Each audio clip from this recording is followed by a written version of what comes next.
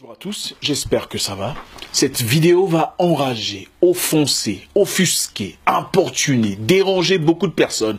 Mais c'est normal, on s'y attend. Je suis le genre de personne qui soit on aime beaucoup, on affectionne vraiment, on apprécie de manière profonde et authentique, ou on déteste avec ferveur. À la fin de cette vidéo, je veux soit vraiment vous inspirer ou vraiment vous insupporter. Mais c'est normal, ça arrive souvent quand la vérité est confrontée à l'hypocrisie.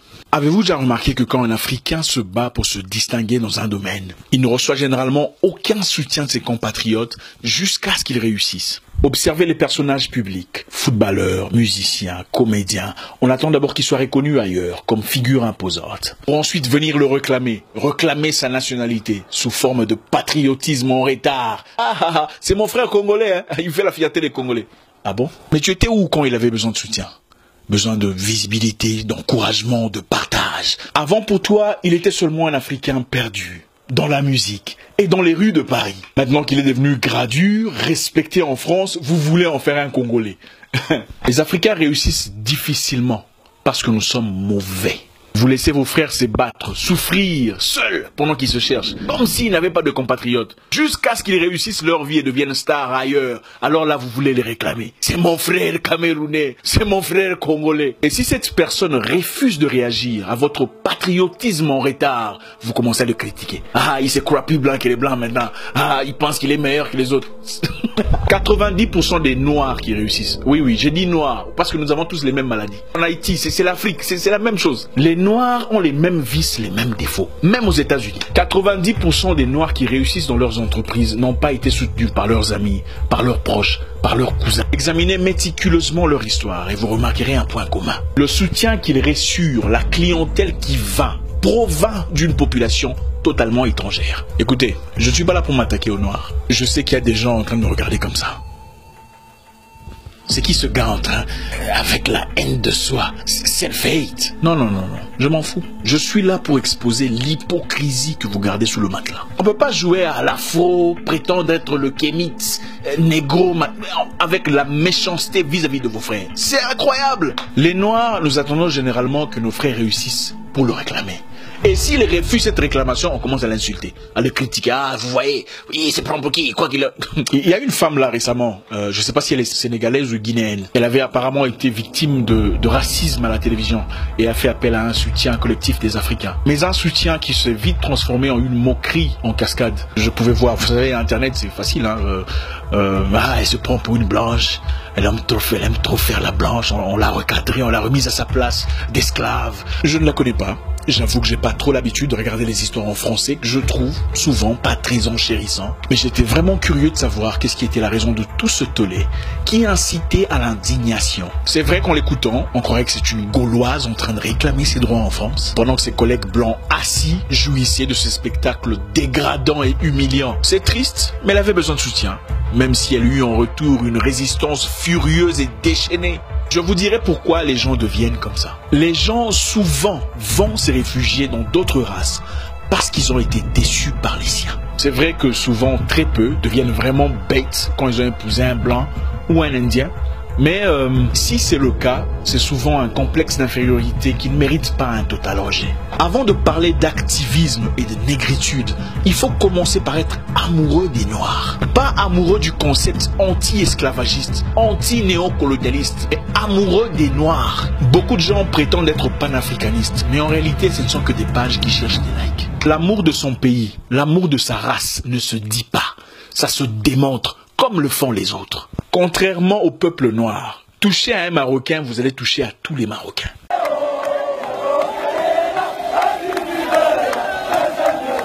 Si vous êtes bien informé, vous saurez qu'en Belgique, il y a quelques années, on offrait de l'argent à tout celui qui dénoncerait une personne en situation irrégulière. On le faisait en contrepartie d'une somme en silence pour qu'une investigation soit conduite et que la personne soit rapatriée à son pays d'origine. Beaucoup issus de l'Afrique subsaharienne sont tombés dans le piège. Ils ont payé le prix de la trahison. Ils ont essayé la même technique chez les Marocains, mais ça n'a pas marché. Parce que le Marocain ne trahit généralement pas son frère. Et surtout pas pour une personne étrangère. Soutenez les entreprises de vos frères pendant leur période incubatoire. Apportez votre contribution à leur développement. C'est la seule façon de grandir l'Afrique. Il y a une Béninoise qui vend des pagnes et tout ça. Et on a une fois publié une vidéo de son entreprise sur la page. Mais il fallait voir les commentaires. Pour moi, le succès, c'est de rencontrer des gens qui t'aiment sans te connaître, juste parce qu'ils t'ont vu sur des réseaux sociaux, qui viennent te dire « j'ai commencé à faire ci ou à faire ça ou à m'habiller comme toi ». Parce que j'ai vu ce que tu fais et ça me plaît. Donc le succès, c'est pas seulement avoir de l'argent. Il y a plein de gens qui ont de l'argent qui sont détestés. C'est d'être aimé, d'être reconnu par les gens et que les gens soient fiers de toi. Et surtout les gens de ton pays, quand ils te voient à l'étranger, ils sont fiers de toi. Oui, elle réussit son entreprise, mais elle est orgueilleuse. Elle ne salue pas les gens, elle est hautaine cette femme. C'est pas possible. Elle est orgueilleuse parce qu'on parle d'elle. Mais vous étiez où quand elle commençait? Si tu soutiens quelqu'un quand il commence ses entreprises, vraiment il deviendra orgueilleuse vis-à-vis de toi quand il réussit son entreprise? Non, je doute. En fait, les Africains généralement vous observent de loin. Ils savent ce que vous faites pertinemment, mais vous observent. Ils ne réagissent pas, mais attendent que vous fassiez une erreur, que vous sortiez une phrase ambiguë, qui ait une ambivalence dans vos propos. Alors là, ils viennent là. Pourquoi il a dit ça? Je vous avais dit, c'est trop beau pour être vrai. Je vous avais dit... Même les pages afro-panafricanistes, ils partagent des vidéos des Africains qu'ils aiment. Ceux qu'ils n'aiment pas, malgré leur réussite, ils ne partageront pas. C'est ça l'hypocrisie, le pharisianisme. Vous allez beaucoup m'aimer ou beaucoup me détester, mais j'aurai accompli ma mission. Beaucoup de Congolais en veulent à Maître Gims, ce chanteur talentueux qui, à travers sa voix, n'a pas seulement fait vibrer le monde, mais uni différentes communautés. Encore une fois, j'ai dû disparaître. Des fois je t'aime, des fois je te hais. Oui, beaucoup de personnes lui en veulent parce qu'elles auraient voulu qu'il fasse mention de la situation politique en RDC. Elles auraient voulu qu'il expose à travers sa notoriété les atrocités perpétrées contre les populations de Béni. Il était environ 18 h lorsque les premiers coups de feu ont commencé à retentir.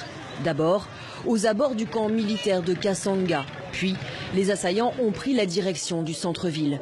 Les civils ont tenté de fuir, mais ils ont été les premières cibles. Au moins 14 personnes ont été tuées.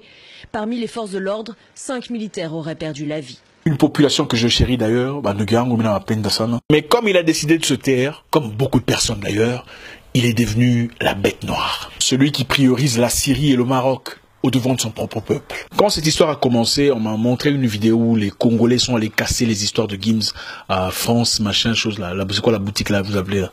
Une question un peu politique, on va dire, mais vous êtes très observé par la communauté congolaise et souvent j'ai vu des tweets ou des réactions qui disaient que vous ne preniez pas position face à la crise et à la guerre qui se passe, qu'il y a au Congo et on vous le reprochait. Vous le prenez comment ça? Le problème des Congolais, c'est un peuple particulier parce qu'ils pensent que moi je peux arrêter la guerre au Congo.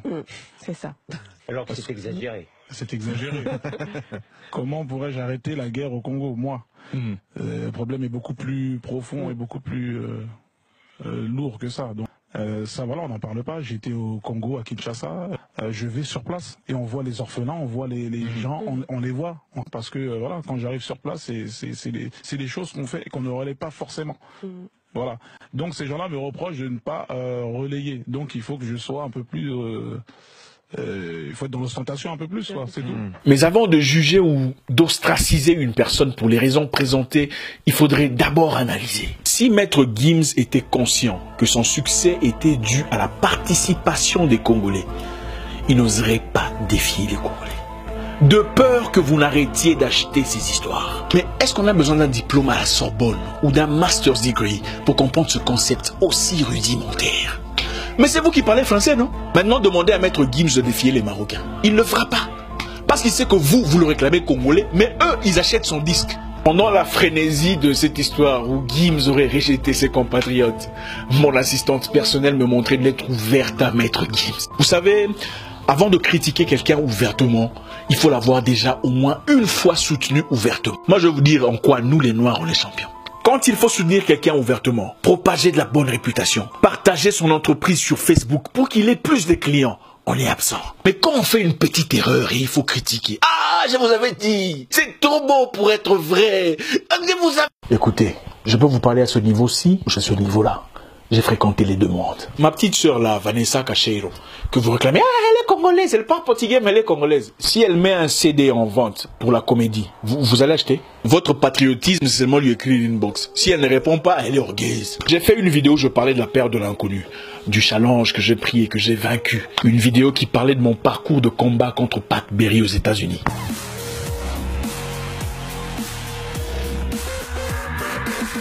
Les Noirs ont pris ça pour booster leur page panafricaine. Ils ont fait de ça une vidéo de racisme.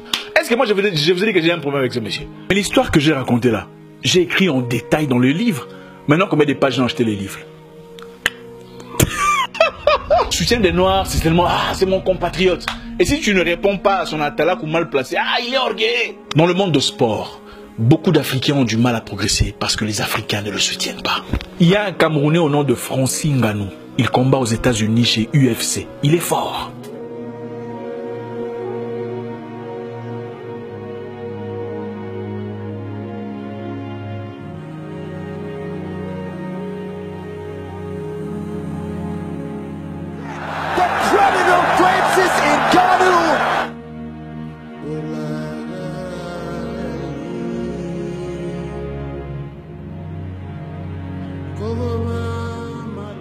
Avec son allure, sa carrure, sa tendance, il devrait déjà devenir multimillionnaire maintenant. Mais il ne l'est pas encore parce qu'il n'a pas le soutien inconditionnel des Camerounais. Le seul soutien qu'on lui donne, c'est des likes sur Instagram et quelques commentaires. Quand il combat aux États-Unis, les Camerounais, pourquoi vous ne partez pas?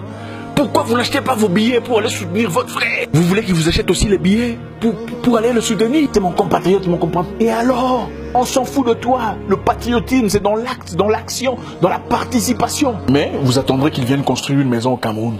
Et s'il n'en construit pas, ah, lui aussi, il a combattu là-bas, qu'est-ce qu'il a fait ici? Ou qu'il fasse des dons gratuits aux orphelinats, ses compatriotes. C'est triste l'Afrique. On a l'impression que le soutien de l'Africain est toujours collé à quelque chose. Hein, on s'attend à quelque chose en retour. Il n'y a pas de soutien gratuit. Pendant ce temps, il y a un petit là qui s'appelle McGregor.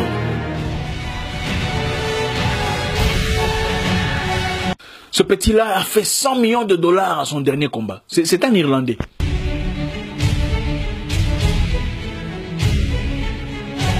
Il a 26 ans ou 27 ans, je ne sais pas combien. Mais pourquoi McGregor a fait 100 millions de dollars? Parce que les Irlandais sont engagés à soutenir leurs frères.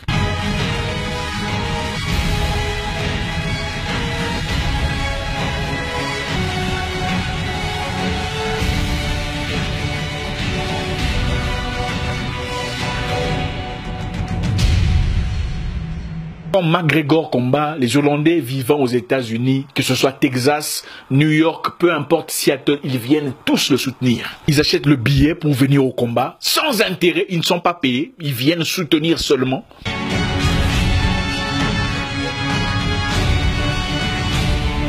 Ceux qui ne peuvent venir sur le terrain restent à la maison mais achètent pay-per-view pour suivre le gars à la télévision. C'est ça le patriotisme. Maintenant, s'il y a génocide en Irlande, vous pensez que McGregor ne dira rien par rapport à ça? L'ennemi le plus farouche de l'Afrique francophone, ce n'est pas la France. C'est l'Africain avec ses émotions. Même un pasteur, pour partager la vidéo d'un autre pasteur qui a bien prêché. Non, il risque de voler tous les why. Je vous l'ai dit dès le départ, vous allez beaucoup m'aimer ou beaucoup me détester.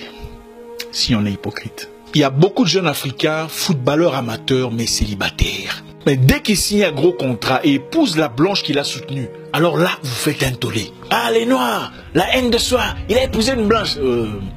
Soutenez vos compatriotes quand ils se cherchent encore. Ne venez pas critiquer quand ils ont déjà réussi sans vous. Si vous n'avez jamais acheté un disque de Maître Gims par patriotisme, vous n'avez pas le droit de le critiquer. Ce qui me ferait plaisir à moi, c'est de voir quelqu'un écrire une lettre ouverte à un de ces jeunes hommes qui chantent en France, un de ces jeunes Africains qui chantent en France. Une lettre disant, en tout cas moi, frère, je te félicite pour le travail que tu fais.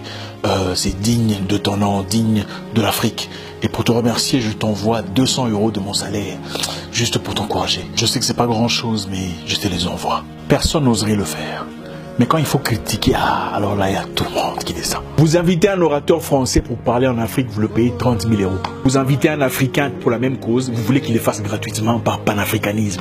Vous pensez qu'il va manger panafricanisme. Vous savez, 2 des panafricains les plus célèbres sur Internet ne s'adressent plus là-bas. Parce que chez nous les Noirs, l'émotion prime souvent sur la raison. En tout cas, moi on m'aime beaucoup ou on m'aime pas du tout. Mais mon nom est Zach Mwekassa, le guerrier noir. Votre frère. Mais même pasteur, pour partager la vidéo d'un autre pasteur qui a bien prêché.